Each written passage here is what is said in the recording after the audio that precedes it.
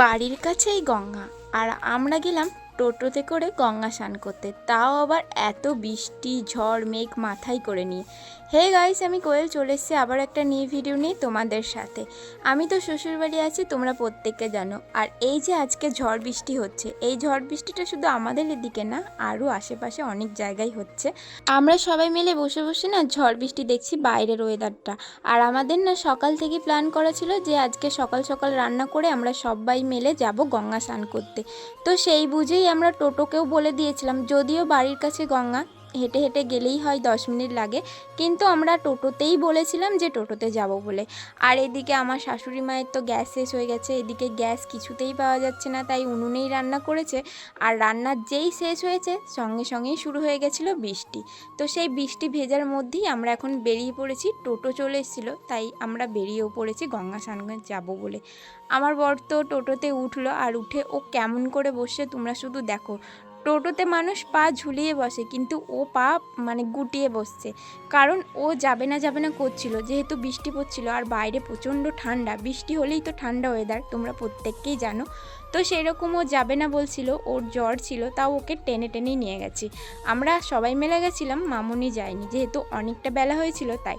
তারপরে এখানে তো আমরা টোটোয় করে যাচ্ছি আর তোমাদের সাথে বাইরের ওয়েদারটা শেয়ার করছি।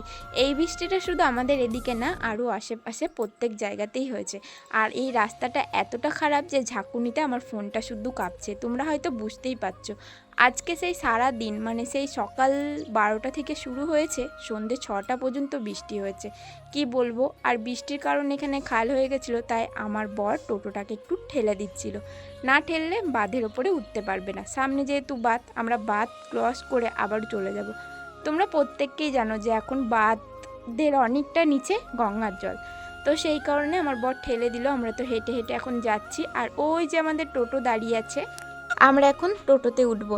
জানো তো, সকাল থেকেই টোটোকে বলে রেখেছিলাম, মানে ওই কাকাকে বলা ছিল টোটো যদি আগে করে না আসতো তাহলে আমরা আর যেতাম না। আগে করে না আসতো বলাটাও ভুল, টোটো আসছিল না, আমরা জোর করে ফোন করেই নিয়ে এসেছিলাম। কাকা বলছিল যে যাস না, এত বৃষ্টির মধ্যে যাস না, তাহলে কিন্তু ঠান্ডা লাগবে। আমরা কিছু না মেনেই আমরা সবাই মিলে মানে এত উত্তেজনা করেছিলাম, তো চলেই গেছিলাম। ফাইনালি ওই দেখো ওই দূরে গঙ্গার ঘাট, ওই যে ওই দূরে, দাঁড়াও তোমাদেরকে একটু জুম করে দেখাই, এই দেখো এখানে একদম গঙ্গার ঘাটের সামনে। আমি ফোনটা নিয়ে যেতে পারিনি, বৃষ্টি পড়ছিল, তাই কাকাকেই ফোনটা দিয়ে আমি স্নান টান করে এখন চলেও এসেছি আর টোটোতে উঠে পড়েছি। তার সাথে আমরা নিয়েছি 3-4 বোতল জল, কারণ আমার শাশুড়ি মায়ের জল ছিল না, গঙ্গার জল। আর আমার ননদও বাড়ি চলে যাবে, ও নিয়ে যাবে। আমার বর তো এখানে শীতে কাঁপছে, আমিও কাঁপছি, আর প্রত্যেকে কাঁপছে। এখন তো আমি বাড়ি চলে এসেছি, আর বাড়ি এসে আমি এখন ওপরে যাচ্ছি, আর মামনি ওপর থেকে বলছে ভাড়াটা দিয়াই। আমি বলছি টাকাটা দাও, তারপরে টাকা এনে টাকা দিয়ে এসছে। আর আমার ভিডিওটাকে এখানেই স্টপ করছি। আমার ভিডিওটা যদি ভালো লাগে লাইক কমেন্ট শেয়ার করে দেবে। দেখা হচ্ছে নিউ ভিডিওর সাথে। টাটা।